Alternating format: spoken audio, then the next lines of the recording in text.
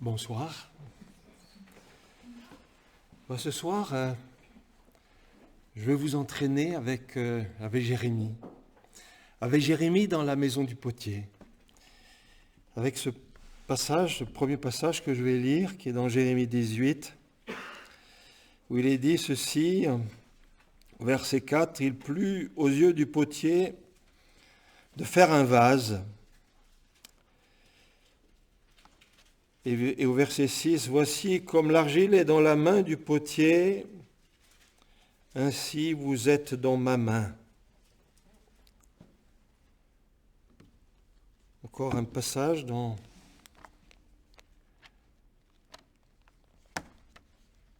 l'Évangile selon Matthieu, au chapitre 11,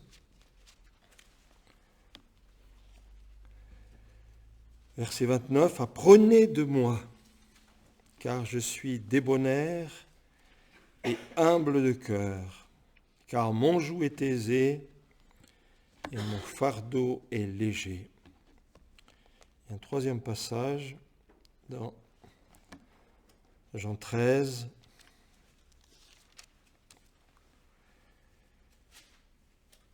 verset 14. « Si donc moi, dit le Seigneur, moi, le Seigneur et le Maître, j'ai lavé vos pieds, dit-il à ses disciples.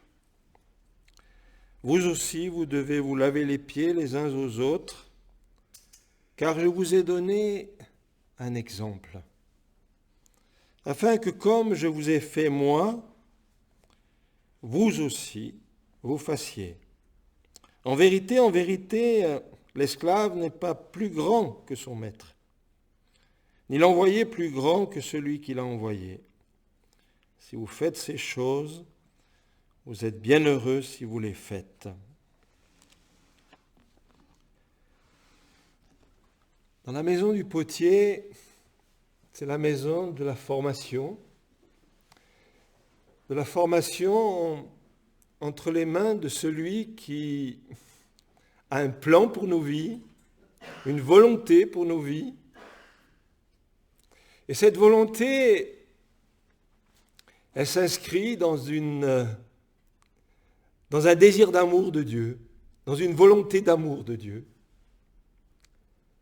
Et je pense à ce passage qui nous dit que Dieu a voulu nous rendre conformes à l'image de son Fils. Voilà la volonté de Dieu pour nos vies. Voilà, on peut dire, le grand dessein de Dieu. Il avait un fils, il a manifesté ce fils dans l'humanité. Dans cette humanité, Jésus a montré tout ce qu'un homme selon Dieu peut être. Et Dieu nous dit, à chacun de nous, la volonté de mon Père, la volonté divine, c'est de te rendre conforme à l'image de son Fils, de mon Fils. Mais, comme l'argile est entre les mains du potier, il faut te laisser former. Il faut te laisser travailler. Il faut que tu acceptes que mes mains te façonnent.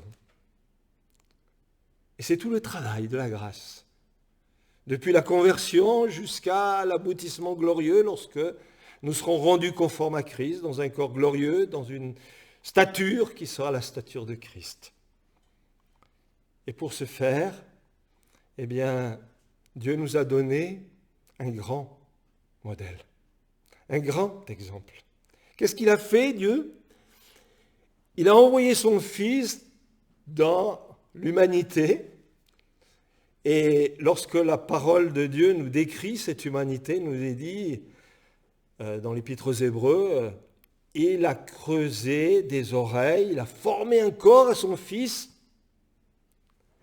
Il a formé une humanité pour nous montrer ce qu'il avait devant lui pour nos vies. Voilà l'ambition de Dieu. Voilà la volonté de Dieu. Voilà ce à quoi Dieu tend et aussi ce qui devrait être dans nos vies le désir, parce que c'est un désir qui doit s'aligner au plan de Dieu, à la volonté de Dieu. Alors, ce soir, il y a devant moi, apprenez de moi. Apprenez de moi, dit Jésus, comme je vous ai donné un exemple, vous aussi. Je vous initie dans ce chemin de la foi, dans ce chemin de la vie avec Dieu, dans ce chemin où vous allez grandir et vous former en relation avec celui qui est la perfection. Alors bien sûr, il faut découvrir qui est cet homme parfait. Il faut découvrir quels sont les caractères, les traits de cet homme parfait. Voilà pourquoi le Seigneur dit « Apprenez de moi ». Et puis, ce que je voudrais aussi, ce qui est devant moi, c'est au travers de cette vision, 3 chemins parallèles. Apprenez de moi, c'est la perfection en Jésus-Christ. Apprenez de vous, et c'est au travers des disciples, de leurs erreurs, de tout ce travail que le Seigneur a fait avec eux. Apprenez de vous dans les situations que vous rencontrez avec moi, comme les disciples l'ont rencontré avec le Maître. Apprenez de vous pour grandir, croître et avancer. Et puis, apprenez pour être des transmetteurs, pour être de ceux qui, au travers de leur vie, peuvent engager les autres, peuvent encourager les autres, peuvent stimuler des autres, peuvent être comme l'apôtre qui dit « Soyez mes imitateurs, comme moi, je le suis de Christ. » Parce que la perfection, parce que le modèle, parce que la plénitude, c'est toujours Jésus-Christ. Ces 3 pistes, parce qu'elles vont ensemble dans nos vies, apprendre de Christ, de sa perfection, apprendre au travers de nos expériences, et puis être capable de pouvoir transmettre et manifester auprès des autres, auprès de ceux qui nous entourent, la vie de Christ. Comme dit l'apôtre, je ne vis plus moi, mais Christ vit en moi. Alors, parler de la perfection de Jésus, c'est infini. Et je n'effleurerai que quelques aspects de cette grandeur.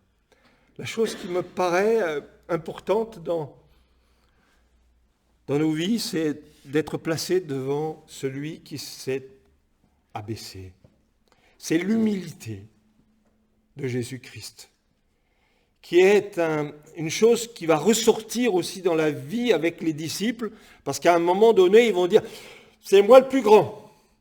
Qui est le plus grand parmi nous? Et le Seigneur de dire, moi, je suis au milieu de vous, comme le serviteur.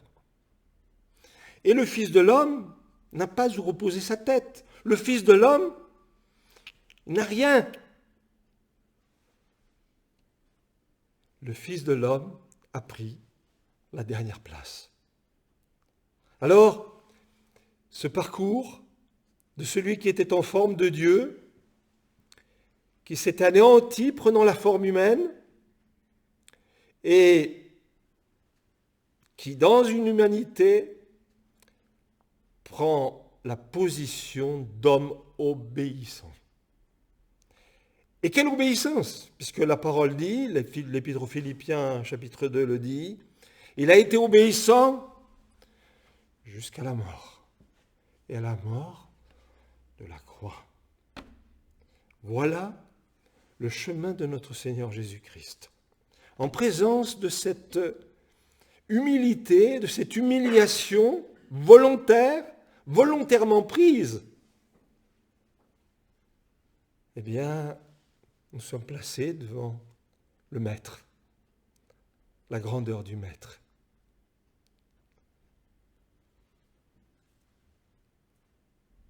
Combien de fois le Seigneur a enseigné ses disciples? Il leur a dit, voyez, Quand vous êtes dans un repas, il y en a qui veulent la première place. Eh bien vous, les disciples, prenez la dernière. Et puis, peut-être le maître de la maison vous dira, monte plus haut, monte plus haut. Parce que ta dignité, c'est les autres qui doivent la reconnaître. Ta grandeur, c'est les autres qui doivent la reconnaître. Ce n'est pas toi qui dois t'afficher.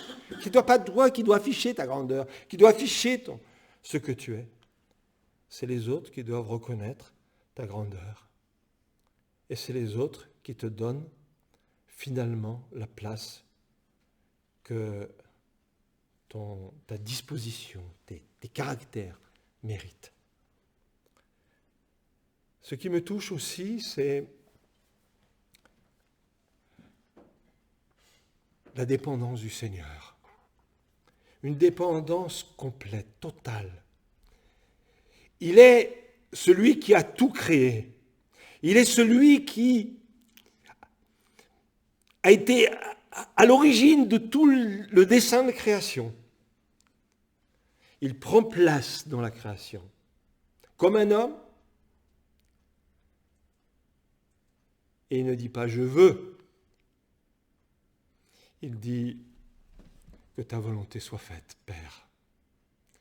Il dit « je dépends de toi entièrement.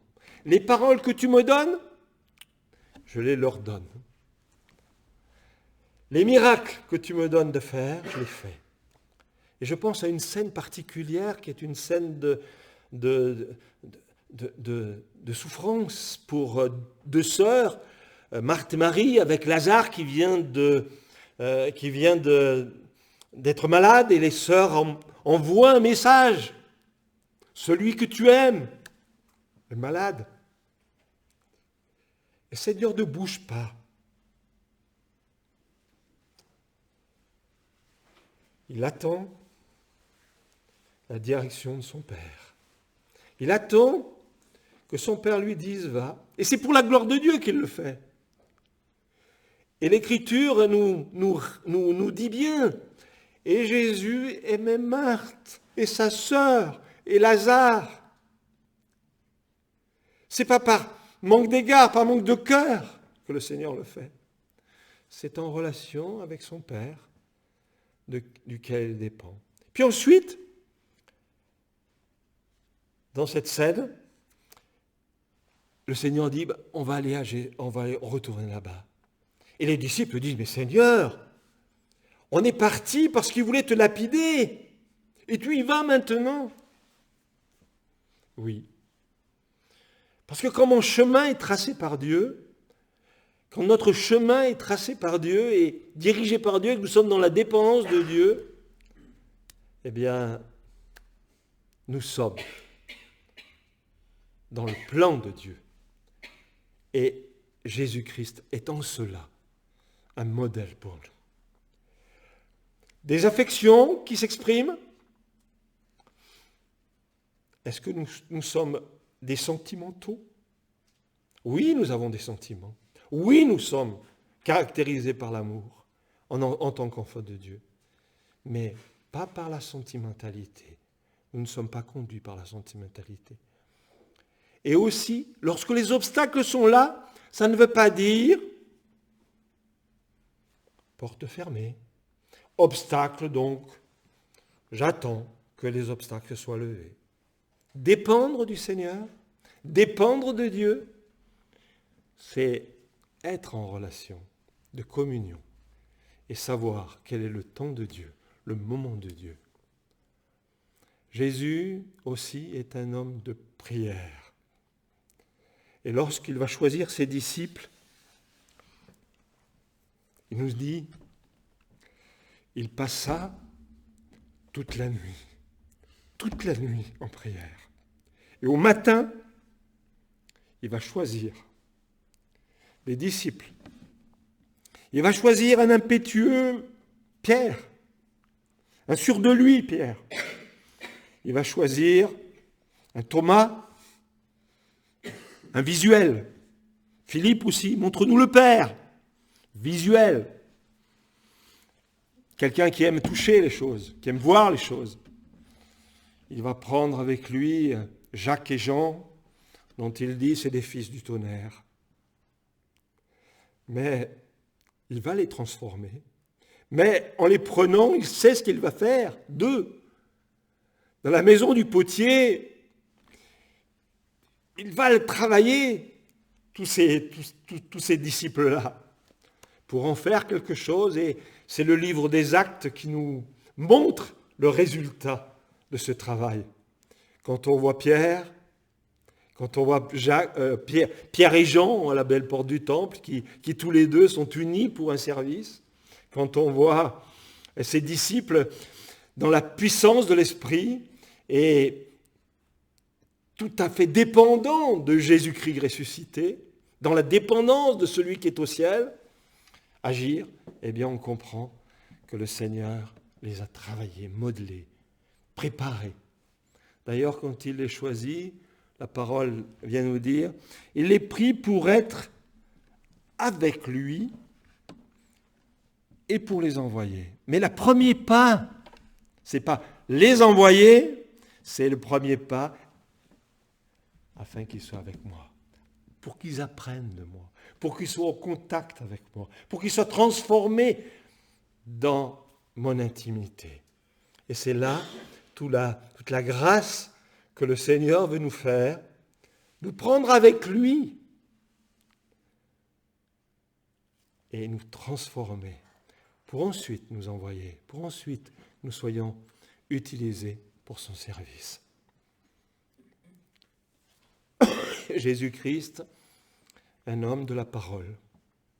On a souligné dans les réunions précédentes l'importance de la parole. Eh bien, dans l'Évangile selon Matthieu, il y a cette expression qui revient, caractéristique, afin que l'Écriture soit accomplie. Et Jésus, afin que l'Écriture soit accomplie, accomplit ce que les Écritures enseignent. Et quand, dans le psaume 40, il est parlé de Christ, il est dit, « Il est écrit de moi dans le rouleau du livre pour faire, ô Dieu, ta volonté. » Et cette volonté inscrite, écrite, eh bien, c'est un enseignement pour nous. Est-ce que nous savons que ça, c'est écrit pour moi. L'écriture, elle est pour moi. Elle a été écrite pour moi, pour que je sois conduit dans les pensées de Dieu, pour que je sois formé de l'intérieur dans les pensées de Dieu, pour que je sois formé dans mes sentiments pour Dieu, pour que je sois formé dans mes sentiments pour être un serviteur, une servante, à ma place et utile au maître. Un vase utile au maître. Mais un vase formé pour être utile au maître. L'importance de la parole. Et le Seigneur aussi connaissait bien l'Écriture. Et Satan la connaissait aussi. Faisons attention à cela. Satan la connaissait, l'Écriture, parce qu'il lui dit, mais il est écrit ceci. Mais le Seigneur dit, attention, moi je me sers de l'Écriture quoi ? Pourquoi ? Pour la gloire de Dieu, pas pour mes intérêts, pas pour faire ma volonté, pas pour déshonorer Dieu. Voilà le sens que le Seigneur a donné à l'accomplissement de l'Écriture lorsqu'il a été tenté par le diable et que le diable est venu avec la parole, tronquée parfois, mais insinueuse parfois, mal orientée. Et nous avons besoin de prendre l'Écriture en disant que l'Écriture, elle doit nous servir, pas pour mes intérêts, pas pour satisfaire mes intérêts. Il y a dans les épîtres cette parole, il y a des personnes qui écoutent la parole, qui veulent entendre ce qu'elles veulent entendre, qui ont des oreilles qui leur démangent pour entendre ce qu'ils veulent entendre. Mais nous ne sommes pas de cela. Nous sommes de ceux qui veulent entendre la voix de Dieu, qui veulent entendre la voix du bon berger. Les brebis écoutent sa voix. Les étrangers, elles ne les écoutent pas. Elles écoutent sa voix, elles connaissent sa voix, elles reconnaissent sa voix. Elles disent ça, c'est mon berger qui me le dit. C'est mon berger qui me parle ainsi. Voilà notre modèle. Voilà notre modèle, voilà Jésus-Christ dans cette perfection qui est attirante, qui doit nous engager après lui. Voilà. Jean le baptiseur, il voit Jésus marcher, puis il dit, voilà l'agneau de Dieu qui ôte le péché du monde. Et 2 disciples, ils prennent le pas de Jésus. Ils ont compris la vision. C'est lui qu'il faut suivre. Et alors, à un moment donné, on dit, mais ils s'enfuient de toi, ils vont tous vers le maître. Mais oui, mais je me réjouis. Il faut que lui croisse et que moi, je diminue. Le serviteur n'est rien. C'est le maître qui est grand. C'est lui vers lequel on doit tendre. C'est lui vers lequel après lequel on doit marcher. Alors, je voudrais prendre encore des situations dans l'évangile selon Matthieu, au chapitre 15, chapitre 14 et 15, encore quelques situations avec les disciples, quelques situations de vie où le Seigneur va mettre l'accent sur certaines choses qui me paraissent utiles pour chacun de nous. Il est question dans Matthieu 14 et de la première multiplication des pains au chapitre 14, verset 15. Et je lis, alors le soir étant venu, les disciples vinrent à Jésus, lui disant, le lieu est désert, l'heure est déjà passée, renvoie les foules, et qu'elles s'en aillent au village et qu'elles s'achètent des vivres. Et Jésus leur dit, pas nécessaire qu'elles s'en aillent. Vous, donnez-leur à manger. Et ils disent, verset 17, mais ils lui disent, nous n'avons ici que 5 pains et 2 poissons. Et il leur dit, apportez-les-moi ici. Ayant donné l'ordre aux foules de s'asseoir sur l'herbe, ayant pris 5 pains et les 2 poissons, il regarda vers le ciel et bénit, et il romput les pains. Il les donna aux disciples, les disciples aux foules, et ils mangèrent tous et furent rassasiés. Je pense à ce qui est dit dans Jean 6, juste pour les scènes parallèles. En Jean 6, Philippe répondit dans cette même situation. C'est Philippe, un disciple. Pour 200 deniers de pain ne leur suffirait pas pour que chacun reçût quelque peu. Pessimiste, hein? L'un de ses disciples, André, donc Philippe et André, 2 disciples, qu'est-ce qu'ils disent ? Il y a ici un petit garçon qui a 5 pains et 2 poissons, mais qu'est-ce que cela pour tant de monde ?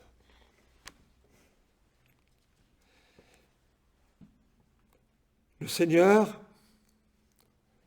n'a pas la même vision que nous. Ils sont dans un lieu, le Seigneur, et alors, j'ai pas lu une chose qui est importante. Verset 14 de Matthieu 14, il est dit, étant sorti, il vit une grande foule. Il y a des regards différents. Il vit une grande foule et il fut ému de compassion vers elle. Et dans un autre passage parallèle, il le dit à ses disciples. Je vois les foules, je vous transmets mon sentiment. Je suis ému de compassion. On ne peut pas les laisser partir. Je ne peux pas les laisser partir. Et puis il y en a qui ont du voyage. Ils vont périr en désert. Ils vont périr en voyage. Je ne peux pas.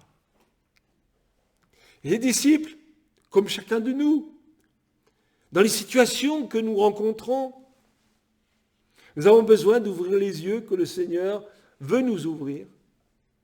Il y a le lieu est désert, pas de ressources. On regarde terre à terre, pas de ressources. L'heure, c'est un peu tard. Nos excuses. Et puis, que chacun pourvoie ses besoins, qu'elle s'achète, qu'elle pourvoie leurs besoins, que chacun fasse ce qui... Et le Seigneur va montrer toute autre chose. Il va dire, vous les disciples, je vais vous former dans un autre état d'esprit. Je vais vous disposer d'une autre manière. c'est vous qui allez leur donner à manger. Vous allez faire l'expérience avec moi. Je vais vous démontrer comment, dans une situation similaire, vous pouvez faire. Et la situation similaire, ce n'est pas de regarder, c'est il regarde au ciel, il rend grâce, et puis ensuite, il y a 5 pains, 2 poissons. On va multiplier ça. Je vais multiplier ça. Et vous allez être spectateurs, mais acteurs en même temps. Parce que c'est vous qui allez leur donner à manger. C'est vous qui allez entrer dans cette réalité que je pourvois à tous les besoins. Et c'est aussi dans notre réalité de vie aussi, quand nous rencontrons des besoins, il y a 2 façons de voir et aussi 2 façons d'agir en regardant vers le ciel comme le Seigneur le fait. Et dans le passage de Jean 6, il y a une sorte de... j'ai lu, hein, on n'a que 2, on n'a presque rien. Puis il y a tant de monde. Puis qu'est-ce que ça... On calcule. Comment calculons-nous? Avec les ressources du ciel, nos ressources ou les ressources que nous voyons autour de nous? Eh bien, nous avons besoin de réaliser que les ressources du ciel sont les ressources premières vers lesquelles nous devons nous tourner, les ressources primordiales vers lesquelles nous devons nous tourner. Et c'est ça que le Seigneur enseigne à ses disciples. Il regarde vers le ciel, il bénit, et puis ensuite, il dit aux disciples, maintenant, vous allez faire l'expérience. Et puis, rassasiés, tous rassasiés, et du reste, des paniers de reste. Ah, c'est l'expérience auquel le Seigneur nous invite. Et vous, moniteurs aussi, vous avez peut-être, vous sentez vos lacunes, vous sentez vos limites, vous sentez votre insuffisance. Ce n'est pas un obstacle. Le plus gros obstacle, c'est vous, quand vous êtes comme Pierre, vous croyez, « Oh Seigneur, je suis prêt avec toi, à aller jusqu'à la mort avec toi. » Pierre. Attention Pierre, tes forces ne vont pas te faire aller très loin. Tu veux me devancer? Tu ne vas pas pouvoir me suivre. Et on le voit dans la suite, Pierre suivait de loin. Il voulait être devant, et après, il suit de loin et il renie le Seigneur, le Maître. Avec toute la tristesse qui en découle, mais, et c'est ça aussi qu'il faut retenir dans cette affaire, c'est que le Seigneur forme son disciple Pierre, le transforme, il croyait, il pensait, et le Seigneur va lui remettre les idées en place, et surtout, lui par rapport au Seigneur. Moi, Seigneur, mes sentiments, Seigneur, ma pensée, Seigneur. Et le Seigneur lui dit, tu sais, Pierre, écoute-moi plutôt. Laisse-toi enseigner, laisse-toi former. Et tu verras que tu pourras être un serviteur qui me suit. Alors, 5 pains et 2 poissons, j'ai envie de vous suggérer aussi ceci. 5 pains, pour faire du pain, il faut du temps. Et 2 poissons, on pêche et puis ça vient, et puis tout d'un coup, on attrape un poisson. Et je vais vous suggérer ceci, que dans l'étude de la parole de Dieu, il y a un travail nécessaire, une étude de la parole, qui correspondrait aux 5 pains. Ça veut dire, oui, il y a des poissons qu'on attrape, il y a des versets tout d'un coup qui nous sautent aux yeux, oui, il y a des choses qui tout d'un coup nous frappent, qui sont pour nous aussi, que nous attrapons tout seuls, enfin personnellement, des versets qui nous sont chers. Mais si vous voulez nourrir, si nous voulons nourrir les autres, si nous voulons être un canal, eh bien, il y a une étude approfondie, sérieuse, régulière de la parole de Dieu. On ne peut pas être utilisé par le Seigneur pour lire des passages si on ne les connaît pas. Sinon, effectivement, on est à la pêche. Il y en a certains qui pensent qu'on ouvre sa Bible comme ça, hop, on tombe sur ce verset, et puis ce verset, c'est vrai pour toi. Ça peut être vrai pour toi. Mais dans la transmission de la parole de Dieu, il est très important d'avoir les 5 pains. Plus de pain que de poisson. 5, 2. Plus de pain que de poisson. Dans cette scène de Matthieu, je m'excuse, dans cette scène de... peut-être prolonger, pas être trop long. Dans cette scène de Matthieu 15, il y a donc la deuxième multiplication, et là aussi on voit que le Seigneur dit « Je suis ému de compassion », mais donc je ne m'arrêterai pas sur cette scène-là. Je prendrai la scène de la femme cananéenne, à partir du verset 21. Il y a une femme cananéenne qui s'écrie à « Seigneur, fils de David, aie pitié de moi. Ma fille est cruellement tourmentée d'un démon. » Et Jésus ne lui répondit mot, silence complet. Et les disciples, s'approchant, le prièrent, disant « Renvoie-la, car elle crie après nous. » Mais lui, répondant, dit « Je ne suis envoyé qu'aux brebis perdues de la maison d'Israël. » Et elle vint et lui rendit hommage, disant « Seigneur, assiste-moi. » Et lui, répondant, dit « Il ne convient pas de prendre le pain des enfants et de le jeter aux chiens. » Et elle dit « Oui, Seigneur, car même les chiens mangent des miettes qui tombent de la table de leur maître. » Alors Jésus, répondant, dit « Ô femme, ta foi est grande. » Une femme cananéenne. Les Cananéens, c'est des gens de mauvaise réputation. C'est des gens qui auraient dû être exterminés. Et elle s'adresse au fils de David. Mauvaise prière, mauvaise réputation, mauvaise prière. T'es cananéenne, t'es pas juive, tu t'adresses au fils de Dieu. Le Seigneur ne répond pas. Et les disciples sont là. Elle nous dérange. Elle crie après nous. Est-ce que nous acceptons d'être dérangés par des besoins pressants? Parce que ce besoin, il est pressant. Alors le Seigneur ne dit pas de mots, se tait, mais le silence n'est pas le nom du Seigneur. Le silence, c'est le travail qui va se faire dans cette femme. Et il y a des moments dans la vie des rencontres que nous avons, la nécessité qu'un travail se fasse. Et ce n'est pas toujours avec des paroles que ce travail se fait. Et les disciples renvoient-la.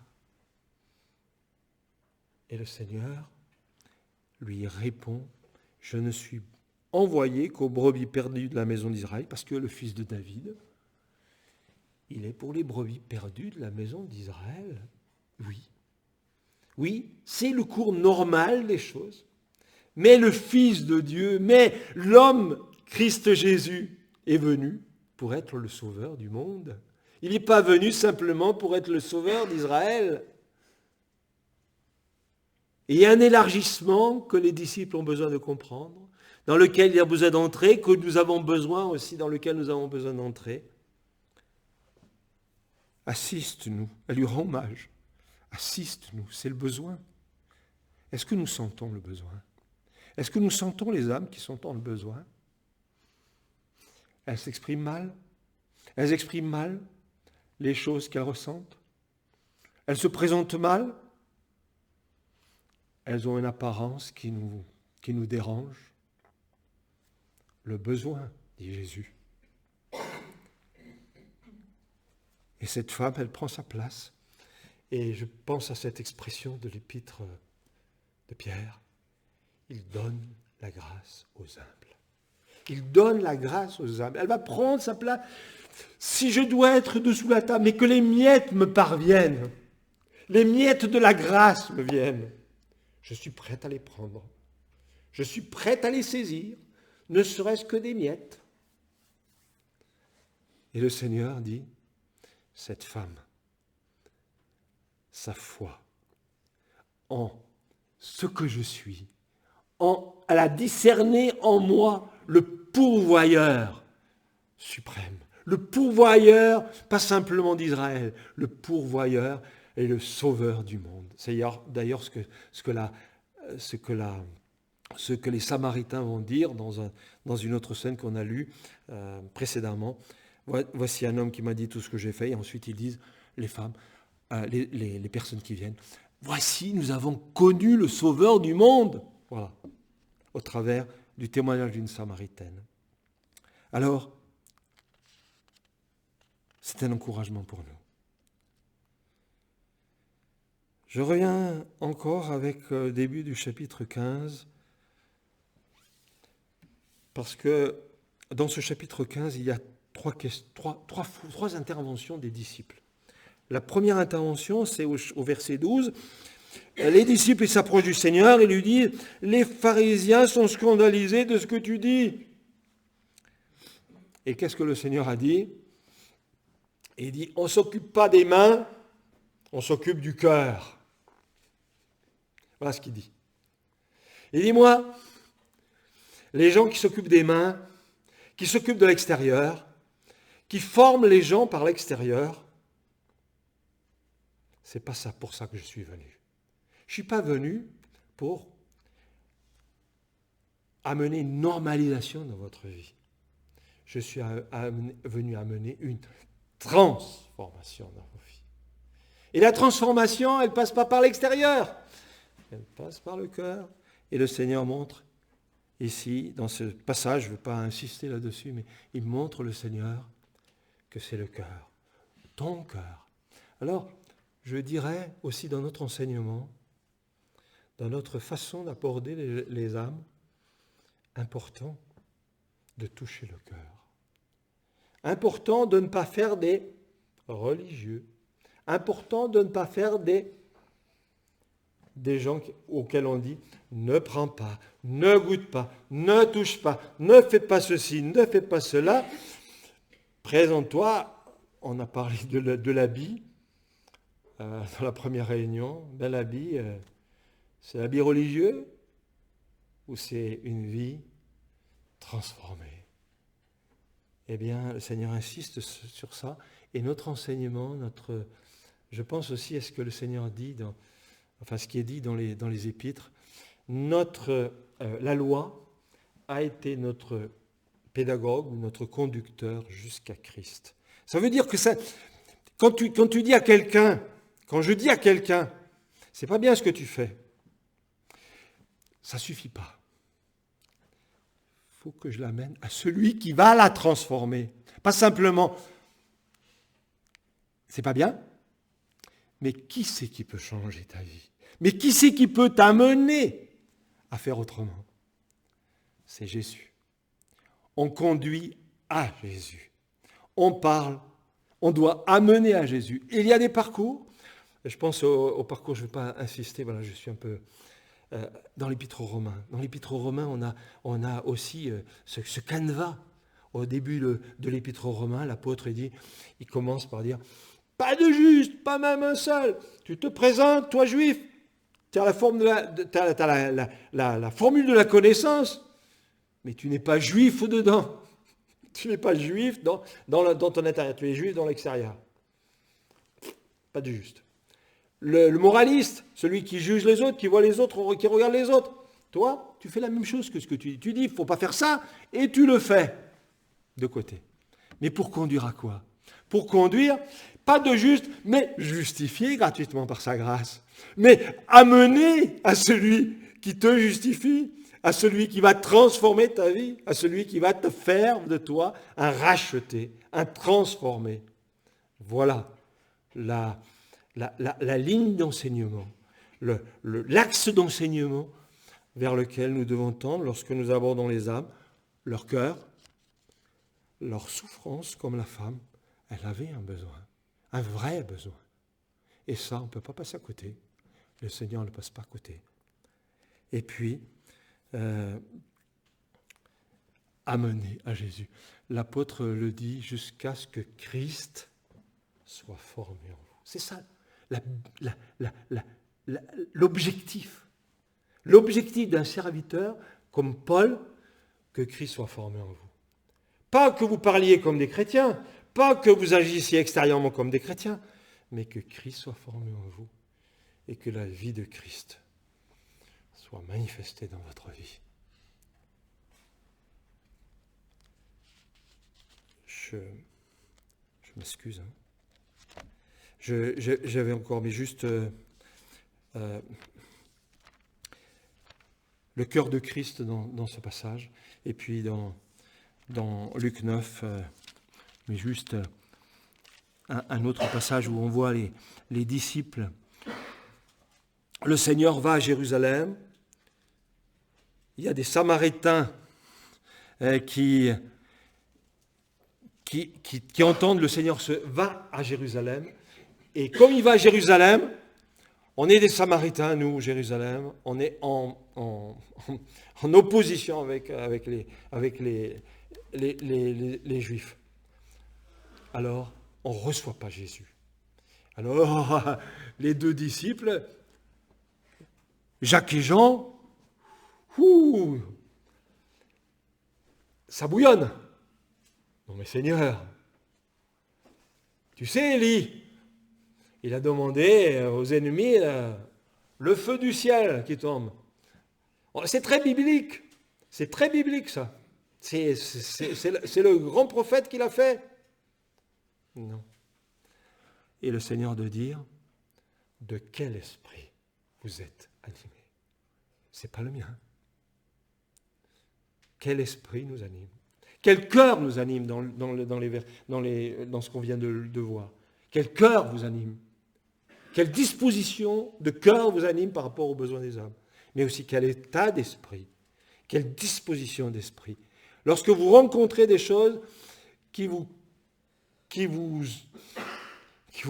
agacent par rapport au Seigneur, par rapport à ce que mériterait le Seigneur, qu'est-ce que vous faites? Vous êtes prêt à prendre comme une pierre à l'épée, à Malchus, et je vais te couper l'oreille, toi. Défenseur de Jésus, pas comme ça. Non. Notre combat n'est pas contre le sang et la chair. L'état d'esprit, la prière et l'action de l'esprit en nous pour nous amener à l'état d'esprit de Jésus. Alors, je ne vais pas plus alourdir, je finirai simplement avec ce passage de l'Épître aux Philippiens, où il est dit, celui qui a commencé en vous une bonne œuvre, qui a initié, qui a commencé, veut l'achever. C'est la volonté du Seigneur. Apprenez de moi, je vous forme dans la maison du potier, je vais vous malaxer plusieurs fois vous allez y revenir dans cette maison-là. Ne perdez pas courage. Voyez Pierre, reniez le maître, pleurez amèrement. Mais le Seigneur lui dit, il le retrouve. Il dit, Pierre, m'aimes-tu? Le cœur, m'aimes-tu, Pierre? Plus que les autres? Tu sais tout. Seigneur, je t'aime, mais tu le sais. Je te laisse lire dans mon cœur mes sentiments pour toi. Et le Seigneur dit, paie mes agneaux, sois berger de mes brebis. C'est la source du ministère, l'amour des âmes, l'amour pour les âmes, l'amour du Seigneur et de l'Évangile pour les âmes. C'est ça, le cœur de Pierre. Ce n'est pas ton amour, Pierre, c'est mon amour en toi. Alors celui qui a commencé une bonne œuvre l'achèvera au jour de Jésus-Christ. Puis je pense aussi à cette parole du Seigneur qui dit, de l'apôtre, qui dit, celui qui vous appelle est fidèle, qui aussi le fera. Le Seigneur les a pris, il a dit, je vous ferai pécheurs d'hommes. Je vous ai pris pécheurs, mais je vous ferai pécheurs d'hommes. Je vous ferai serviteurs. C'est ma capacité à moi. Alors, il est fidèle pour le faire. Laissons-nous faire. Et enfin, je finirai avec cette suggestion de la première réunion.